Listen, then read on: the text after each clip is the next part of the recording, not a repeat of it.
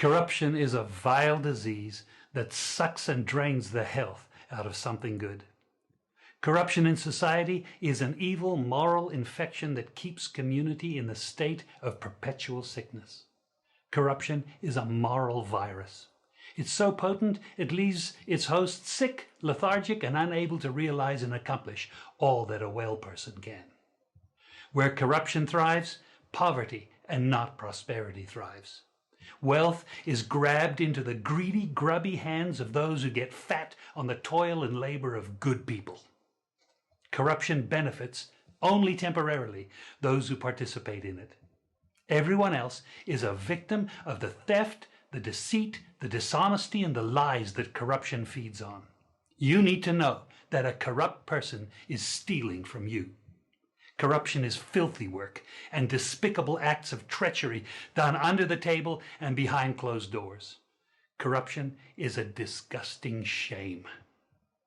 Corruption keeps a nation back from true development and from progress. Wise investors steer clear of a corrupt environment. They would rather put their resources into a place where the playing field of opportunity is equal for all and not bent towards feeding the financial lust of corrupt, lying, cheating, thieving politicians and government officials. How many wonderful development projects have been lost because the investors didn't want to do business in a swamp of evil? When those great projects go to another nation or to some other place, we all lose. Believe me when I tell you that corruption steals from you, it steals from all of us. Corruption plunders the nation's wealth. Corrupt people compromise on truth, equity, and fairness, choosing instead to feed off the short-term benefits of crookedness, exploitation, and financial perversion. Corruption is not just a personal matter, it's a culture. It's a way of life, not just for individual people, but for companies, communities, governments, and nations. Corrupt nations, hiding behind large companies, will seek to invest in other weak nations in order to take over the assets of the nation that they've invested into. They will provide financial loans to a nation for the much needed infrastructure, and they will do it with assets that they provide. They will sign contracts by lining the pockets of rotten government officials who participate in this kind of corruption and are then held hostage by their own deceit and greed. Corruption is nothing less than a form of theft and national robbery. A corrupt person steals from everyone in society.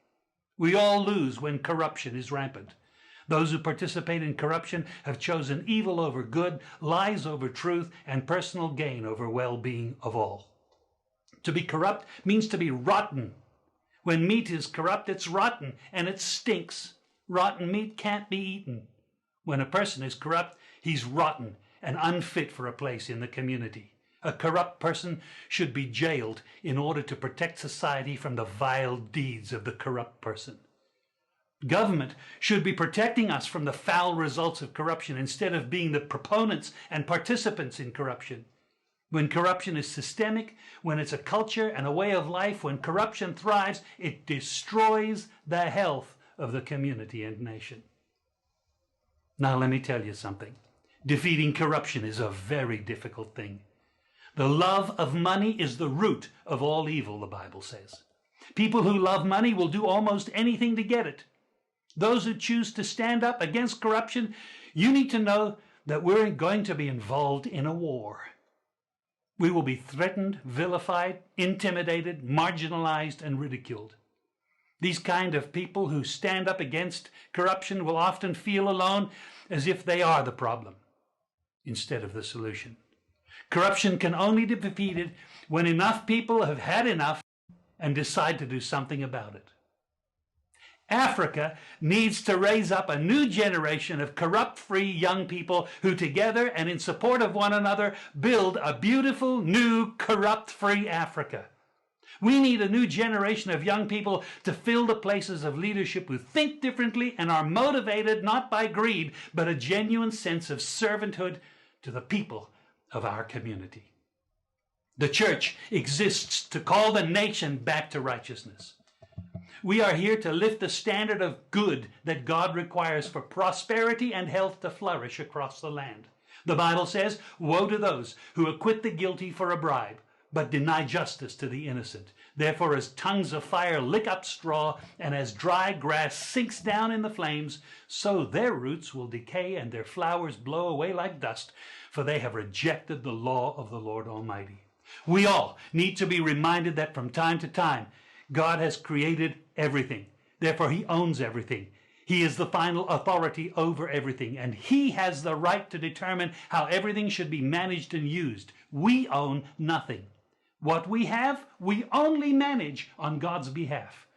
We need to be reminded that God, the righteous judge, requires every one of us on a day he is appointed to stand before him and to give an account for what we did with his property, with the positions and the people that he entrusted into our hands. God, the righteous judge, will act and decide justly. He will not forever allow the corrupt to thrive and dominate the poor by their evil and corruption.